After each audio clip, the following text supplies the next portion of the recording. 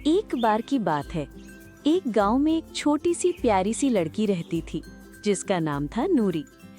उसका एक छोटा भाई था हाशिम। दोनों की माँ का देहांत हो चुका था। उनका पिता रोजगार के लिए देश से बाहर चला गया था। घर में बस एक बेरहम और जालिम सौतेली माँ थी जिसका नाम था रानो। रानो एक आधुनिक औरत थी।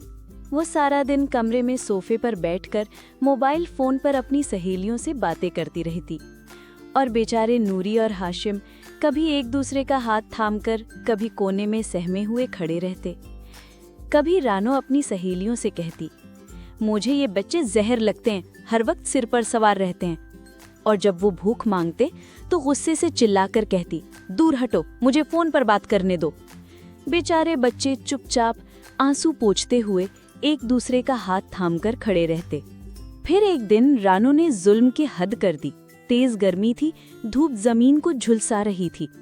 उसने गुस्से में नूरी और हाशिम को खूब पीटा और बेरहमी से घर से निकाल दिया।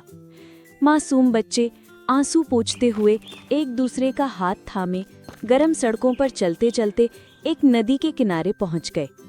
वहां जाकर हाशिम रोने लगा, दीदी मुझे भूख लगी है, मुझे डर लग रहा है। नूरी ने उसे गले लगाया, बस भाई सब ठीक हो जाएगा। तभी अचानक नदी के पानी में एक तेज चमक हुई।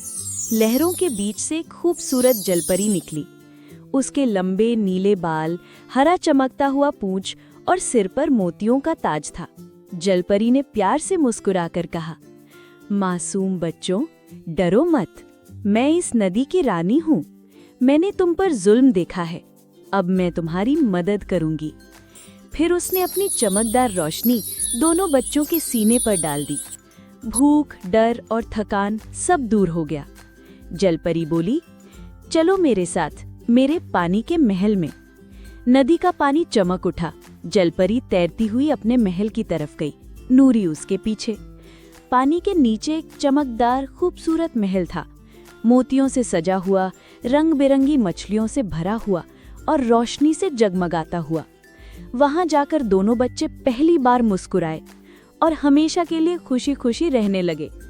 और रानो अपने मोबाइल फोन, बुराई और तन्हाई के साथ अकेली रह गई। सिख, जो दूसरों पर जुल्म करता है वो हमेशा अकेला रह जाता है और मासूमों की मदद ऊपर वाला जरूर करता है।